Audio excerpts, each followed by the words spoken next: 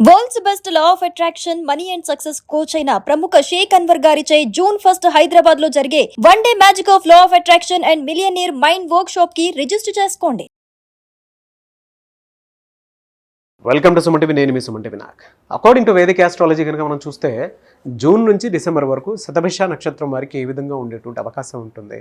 Especially ఇప్పుడున్న అంటే ఉగాది తర్వాత నుంచి కనుక మనం చూస్తే షష్టగ్రహ కూటమి, యుద్ధ వాతావరణం అన్నీ చూస్తూ ఉన్నాము. అండ్ కమింగ్ ఈ మిడ్ ఇయర్ నుంచి మనం డెఫినెట్గా వర్షాకాలం చూస్తాం, చలికాలం కూడా చూస్తాము.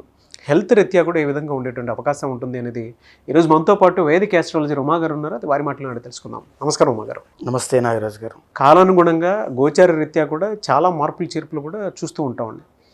శతభిష నక్షత్రం వారికి కనుక మనం చూస్తే ఏ విధంగా ఉండేటువంటి అవకాశం ఉంటుంది, ఎస్పెషల్లీ విమెన్కి అసలు ఏ విధంగా ఉంది? తప్పకుండా అండి. శతభిష నక్షత్రము కుంభరాశిలో సంచారం చేసేటువంటి నక్షత్రము. అధిపతి రాహు అయితే కుంభరాశికి సంబంధించి శని ఆధిపత్యాన్ని వహిస్తూ ఉంటారు. సో నేను ఇచ్చేటువంటి ఒక సజెషన్ ఏంటి అంటే, శతభిష నక్షత్రం వాళ్ళు ఏ ఆరోగ్య సమస్య వచ్చినా దాన్ని నెగ్లెక్ట్ చేయకుండా వెంటనే జాగ్రత్త తీసుకోవాలి. శని రాహు కంజంక్షన్ కాంబినేషన్ ఉంటేనే కొద్దిగా ఇబ్బంది అనేటువంటిది ఉంటుంది. సో ఏ ఆరోగ్య సమస్యన నెగ్లెక్ట్ చేయొద్దు. అయితే ఎలాంటి ఆరోగ్య సమస్యల విషయంలో జాగ్రత్త తీసుకోవాలని శతభిష నక్షత్రం వాళ్ళకి ఆస్ట్రాలజీ సూచనలు ఇచ్చింది అంటే, ఫస్ట్ది ఏంటి అంటే డయాబెటీస్ ఒకటి, యూరినరీ ట్రాక్ ఇన్ఫెక్షన్స్ ఒకటి, కిడ్నీ సంబంధించినటువంటి సమస్యలు, తరువాత బ్రీతింగ్ అండి, అంటే ఈ యొక్క రెస్పిరేటరీకి సంబంధించింది, ఆడవాళ్ళ యొక్క పర్సనల్ ప్రాబ్లమ్స్ విషయంలో సూచనలు ఇచ్చింది. అయితే ఈ శతభిష నక్షత్రము మనం కొద్దిగా స్పెసిఫిక్గా మాట్లాడుకోవాలంటే నాగరాజు గారు, ద ఒరిజినల్ 11th హౌస్ అంటే కుంభరాశి అంటే వీళ్ళకి 6th హౌస్ వచ్చి చంద్రుడు అవుతారు. డైజెషన్ ప్రాబ్లమ్స్, చంద్రుడి వల్ల వచ్చేటువంటి బ్రీతింగ్, ఆల్రెడీ మనం ఇప్పుడు చెప్పుకున్నాం బ్రీతింగ్ సంబంధించినటువంటిది. తరువాత 8th లార్డ్ వచ్చి బుధుడు అవుతారు. ఈఎన్టీ ప్రాబ్లమ్స్, చిన్న వయసులో ముక్కు, కళ్ళు, నోరు వీటికి సంబంధించి చెవుల విషయంలో ఇబ్బందులు అనేటువంటివి ఖచ్చితంగా వీళ్ళకి ఇబ్బంది పడే వీళ్ళు వస్తారు. అయితే దీంతో పాటుగా నరములకు సంబంధించి జాగ్రత్తగా ఉండాలి. అదేవిధంగా 12th లార్డ్ శని అవుతారు. దీని మూలం ఆల్రెడీ డయాబెటీస్ చెప్పుకున్నాము. అండ్ వెన్నుపూస అనేటువంటి విషయంలో వాతానికి సంబంధించి, అర్థరైటిస్ సంబంధించి అన్ని విషయాల్లోనూ జాగ్రత్తగా ఉండాలి. అంటే అన్నీ అందరికీ వస్తాయంటే కాదు, వాళ్ళ యొక్క పర్సనల్ చార్ట్ ఆధారంగా, లగ్నము ఆధారంగా, మన లగ్నం కోసం కూడా స్పెషల్గా చెప్పుకున్నామండి. ఆ లగ్నము ఆధారంగా ఆ కొన్ని ఖచ్చితంగా వస్తాయి. సో కొంతమందికి పర్సనల్ చార్ట్ బాగుంటే రాకపోవచ్చు కూడా, మీ జీవన శైలి అలవాట్లు బాగున్నప్పుడు. సో వాటిని ఎలా తగ్గించుకోనే అంశం పక్కన పెడితే, ఇప్పుడు ఆస్ట్రాలజీ పరంగా మనం ఉన్నటువంటి ఆరోగ్య సమస్యలు 5గా విభజించి చూసుకున్నామండి. అందులో మొట్టమొదటిది దోషజ రోగములు అని మనం చెప్పొచ్చు. దోషజ రోగములు అని అంటే వాత, పిత్త, కఫ అని అందరికీ తెలిసినటువంటివే. అంటే వాత దోషము అంటే నొప్పులు కానీ, పక్షవాతము, కీళ్లవాతము, ఎర్థరైటిస్ ఇవన్నీ కూడా, జాయింట్ పెయిన్స్ అన్నీ కూడా వాత దోషాల్లోకి వస్తుంది. పిత్త దోషం అంటే డైజెస్టివ్ ప్రాబ్లమ్స్ కానీ, గ్యాస్ట్రిక్ ట్రబుల్ కానీ, లేకపోతే స్మాల్ ఇంటెస్టైన్, లార్జ్ ఇంటెస్టైన్ కానీ, అల్సర్ సంబంధించిన వ్యాధులు కానీ అన్నీ పిత్త దోషంలోకి వెళ్తాయి. ఇక కఫ దోషము అని అంటే ఉబ్బసము, ఆయాసము, శ్లేష్మ రోగాదులు కానీ, లేకపోతే ఈ యొక్క దగ్గు, జ్వరము, తర్వాత జలుబు వీటికి సంబంధించినవి కానీ, రెస్పిరేటరీ ప్రాబ్లమ్స్ కానీ, ఊపిరితిత్తులకు సంబంధించినవి కానీ అన్నీ కూడా కఫ వ్యాధుల్లోకి వస్తాయి. ఇది దోషజ రోగములండి. ఇక రెండవది ఏంటి అని అంటే ధాతుజ రోగములని ఉంది. అంటే హార్మోనల్ ఇంబ్యాలెన్సెస్ కానీ, లేదా టిష్యూస్ వల్ల వచ్చేటువంటి ఆరోగ్య సమస్యలు కానీ చెప్పబడ్డాయి.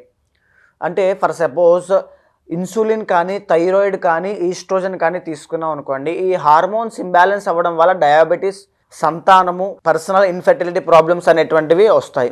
సో హార్మోనల్ ఇంబ్యాలెన్స్ అనేటువంటిది సంతానం విషయాన్ని, పర్సనల్ లైఫ్లోనూ చాలా ఎఫెక్ట్ అవుతుంది. సో దాన్ని రెండవ విషయంగా మనం చెప్పుకోవచ్చు. మూడవది ఏంటి అంటే మానసిక రోగము. మానసికంలో మనిషి ఎంత ఆరోగ్యంగా ఉన్నా మనశ్శాంతి అనేటువంటిది లేనప్పుడు, ప్రశాంతత లేనప్పుడు ఆ మనిషి బ్రతకడం చాలా కష్టం అవుతుంది. అంటే మానసిక ప్రశాంతత ఉన్నప్పుడే శారీరకంగా ఉన్నటువంటి క్లేశములన్నీ కూడా తొలగిపోతాయి. ఆ మానసిక ప్రశాంతత కోసం లభించడం కోసమే ప్రతి మనిషి పరుగులు తీస్తూ ఉంటాడు. సో అది చంద్రబలం వల్ల, రాహు యొక్క దోషం వల్ల మనం గుర్తించి చెప్పచ్చు. మూడవది మానసికంది. నాలుగవది ఆగంతుజ రోగములు అని చెప్పబడ్డాయి నాగరాజు గారు. మనిషి మెంటల్గా, ఫిజికల్గా ఫిట్గా ఉన్నప్పటికీ కూడా బయట నుంచి వచ్చేటువంటి వైరస్లు కానీ, బ్యాక్టీరియా కానీ, వేరే ప్లేస్కి వెళ్ళినప్పుడు అక్కడి నుంచి వచ్చేటువంటి ఆరోగ్య సమస్యలు కానీ ఏవైనా ఎఫెక్ట్ అవుతూ ఉంటాయి కొంతమందికి. అది నెగిటివ్ ఎనర్జీ వల్ల ఎనీథింగ్ ఏదైనా అవ్వచ్చు. ఆగంతుజ రోగములు, so bacteria related, example corona virus, ఇలాంటివన్నీ వైరల్ ఇన్ఫెక్షన్స్, వైరల్ ఫీవర్స్ అన్నీ కూడా. ఇక 5వది ఆఖరిది కర్మజ రోగములు అని ఉంటుందండి. కాన్జెనిటల్గా బై బర్త్ వాళ్ళకు వచ్చేటువంటి ఆరోగ్య సమస్యలు, అంటే సిహెచ్డి, హార్ట్ ట్రబుల్స్ కావచ్చు. కొంతమందికి మాటలు అనేటువంటి సరిగ్గా రావు. తరువాత ఏంటి అంటే పుట్టడంతోనే అవయవ లోపంతోనూ, పుట్టడంతోనే ఇబ్బందులతోనూ, సో చాలామంది కర్మజ రోగములతో జన్మిస్తారు. అది పూర్వజన్మ కర్మది బాల అరిష్టములైనా ఏదైనా అవ్వచ్చు. సో చాలామంది క్లయింట్స్ మనకి వస్తుంటారు, మనం చూస్తుంటాం కర్మజ రోగములు. ఎలా అండి, అంటే జూన్ నుంచి డిసెంబర్ వరకు కనుక మనం చూస్తే వీరికి ఏ విధంగా ఉండేటువంటి అవకాశం ఉంది ఈ 5 గోచార రీత్యా కనుక మనం చూస్తే? తప్పకుండా అండి. ఇప్పుడు ఏంటి అంటే ఈ 5లోనూ మేజర్గా ఉండేటువంటిది ఒకటి దోషజ రోగము అనేటువంటిది కన్ఫర్మ్గా ఉంటుంది వీళ్ళకి. దోషజ వాత పిత్త కఫ దోషముల వల్ల వచ్చేటువంటి సమస్యలు. 2వది మానసిక ఒత్తిడి అనేటువంటిది కూడా ఎక్కువగా ఉంటుంది. ఎందుకు అంటే 6th లార్డ్ చంద్రుడు అవుతారు. అంటే ఆ కోపము వల్ల, లేకపోతే ఆవేశంలో తీసుకునే నిర్ణయాల వల్ల, ఇంట్లో ఉండేటువంటి శత్రువుల వల్ల, బంధువులే శత్రువులు అవ్వడం, బంధువుల వల్లే నష్టపోవడం లాంటివి జరగడం వల్ల, తల్లికి జరిగిన అన్యాయం వల్ల వీళ్ళకి జీవితంలో మానసిక ప్రశాంతత అనేటువంటిది ఉండదు శతభిష నక్షత్రం వాళ్ళకి. సో మేజర్గా ఈ దోషజ అండ్ మానసిక ఈ 2 విషయాల్లోనూ వీళ్ళు చాలా జాగ్రత్తగా ఉండాలి. మేజర్గా దోషజ రోగములు తగ్గాలి అంటే ఏం చేయాలి అంటే ప్రతి శనివారము కూడా శనికి ఆరాధన చేయడము, లేదా ప్రతి మంగళవారము ఆంజనేయ స్వామి యొక్క ఆరాధన. ఆరోగ్య సమస్యలు తీవ్రంగా ఉన్నప్పుడు చేయాల్సిన పని ఏమిటి అంటే ఆంజనేయ స్వామి యొక్క ఆరాధన ఎక్కువగా చేసిన, హనుమాన్ చాలీసా పారాయణ కావచ్చు, ఏవైనా చేసినా, అండ్ ఏదైతే మానసిక ఒత్తిళ్ళు ఉన్నాయో అది పోవాలి అంటే ప్రతి సోమవారము శివాలయానికి వెళ్ళి అభిషేకం చేయించిన, పంచాక్షరి మంత్రాన్ని, శివుడి యొక్క పంచాక్షరి మంత్రాన్ని ధ్యానం చేసిన అద్భుతమైన ఫలితాలు ఉంటాయి. కానీ ఇప్పుడు జరిగేటువంటి పరిస్థితులు చూస్తే కుంభరాశి వాళ్ళకి 2వ స్థానంలో శని భగవానుడు, అంటే ఆల్మోస్ట్ లాస్ట్ ఫేజ్ ఆఫ్ ఏలినాటి శని వల్ల వచ్చేటువంటి సమస్యలు, కాళ్ళకి సంబంధించిన ఆరోగ్య సమస్యలు వస్తున్నా, గురుబలం అనేటువంటిది పెరగడం వల్ల కాస్త ఫైనాన్షియల్ గ్రోత్ అనేటువంటిది కనబడుతోంది. అంటే ఫైనాన్షియల్గానే కాదు, అంటే పరిస్థితులన్నీ, ప్రకృతి, యూనివర్స్ బ్లెస్సింగ్స్ అన్నీ కూడా కొద్దిగా వీళ్ళకి ఇప్పుడు అనుకూలంగా ఉన్నాయి. సో దీని మూలాన ఏంటి అంటే వీళ్ళకి ప్రస్తుతం కొంచెం గ్రో అయ్యేటువంటి పీరియడ్. కానీ శని యొక్క దోషం పోవడానికి దానికోసం మాత్రము వెంకటేశ్వర స్వామిని, ఇందాక నేను చెప్పిన ఆంజనేయ స్వామి ఆరాధన చేసుకోండి. సో ఈ ప్రస్తుతం టైం మీకు చాలా బాగుంది. శని దోషం తప్పితే చాలా బాగుంది. మీ పర్సనల్ చార్ట్ చూసుకుని హెల్త్ ఇష్యూస్ కోసమే ఈ వీడియో చూస్తున్న వాళ్ళైతే పర్సనల్ చార్ట్ చూసుకుని ఖచ్చితంగా శాంతి పరిహారములు ఆచరించండి. ఈ టైంలో ఖచ్చితంగా సిద్ధిస్తాయి. ఇమీడియట్గా మీకు ఆ రిజల్ట్స్ అనేవి కనబడతాయి. మంత్ర జపము, ధ్యానము. సో మీరు వస్తే అది ఏం చేయాలి ఏంటనేది నేను వివరంగా చెప్తాను. ఎలా సార్ అంటే జనరల్గా మీరు చెప్పిన దాని ప్రకారము ప్రస్తుతం సీజన్ బట్టి కూడా ఈ విధంగా ఉంటుంది అని చెప్పడానికి కూడా చాలా కారణాలు కనిపిస్తున్నాయి మనకి.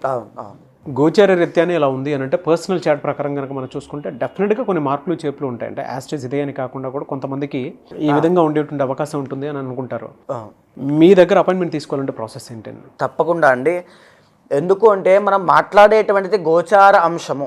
సో పర్సనల్ చార్ట్ అనేటువంటిది చాలా బలమైనది. అక్కడ కనుక మీకు కర్మ ఫలితం అనేటువంటిది ఉంటే, అంటే కర్మయోగం అనేటువంటిది ఉంటే, అనుభవించేటువంటి కష్టం ఏదైనా ఉంటే ఖచ్చితంగా 6th, 8th, 12th అండ్ లగ్న బలం ద్వారా ఆరోగ్య సమస్యలు మనం సూచన చేయొచ్చు. ఒకవేళ కొంతమందికి ఆ పర్టిక్యులర్ దశ దాటిన తరువాత ఆరోగ్య సమస్యలు అన్నీ తగ్గిపోతాయి. సో అది తెలియక చాలామంది భయపడిపోయి ఏదో అయిపోతుంది లైఫ్లో భయపడుతూ ఉంటారు. అలాంటిది ఇబ్బంది ఏమీ లేకుండా, అలాంటి ఇబ్బందులు పడేటువంటి ఎవరైనా ఉంటే ఖచ్చితంగా మీకు కింద కనిపించే నెంబర్కి కాల్ చేస్తే మా వాళ్ళు మీకు పూర్తి వివరాలు అందిస్తారు. మీ పర్సనల్ చార్ట్ చూసిన తర్వాత ఏదైతే ఆరోగ్య సమస్య మిమ్మల్ని ఇబ్బంది పెడుతోందో దానికి తగినటువంటి శాంతి పూజలు కానీ, కొంతమందికి మంత్ర జపం ద్వారా, కొంతమందికి ధ్యానం ద్వారా, కొంతమందికి తీర్థక్షేత్ర దర్శనం ద్వారా తగ్గిపోయే ఆరోగ్య సమస్యలు ఉంటాయి.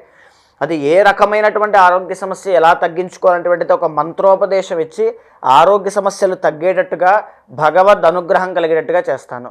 థ్యాంక్ యూ అండి. Thank you so much Uma గారు. నమస్తే అండి. చూసారు కదండి వీడియో. ఈ వీడియోపై మీ అభిప్రాయం కామెంట్ బాక్స్లో పోస్ట్ చేయండి. మీరు కనుక ఉమా గారిని సంప్రదించాలి అనుకుంటే మాత్రం స్క్రీన్ మీద మీకు కాంటాక్ట్ నెంబర్ కనిపిస్తుంది. దానికి మీరు కాల్ ఆర్ మెసేజ్ వాట్సాప్ చేసి అపాయింట్మెంట్ బుక్ చేసుకోండి. త్రూ వేదిక్ ఆస్ట్రాలజీ ఎవరికైనా సరే అంటే గోచర రీత్యా చూసుకుంటే ఈ విధంగా ఉంటుంది అని చెప్పేసి మనకు తెలుస్తుంది. బట్ పర్సనల్ చాట్ ప్రకారం మాత్రం తెలుస్తుంది ఎక్కడెక్కడ మేజర్ డిఫెక్ట్స్ ఉన్నాయి, ఏ విధంగా మనం ముందుకు వెళ్ళొచ్చు అని. ఒక మంచిని మనం ముందే కోరుకోవటంలో తప్పులేదు.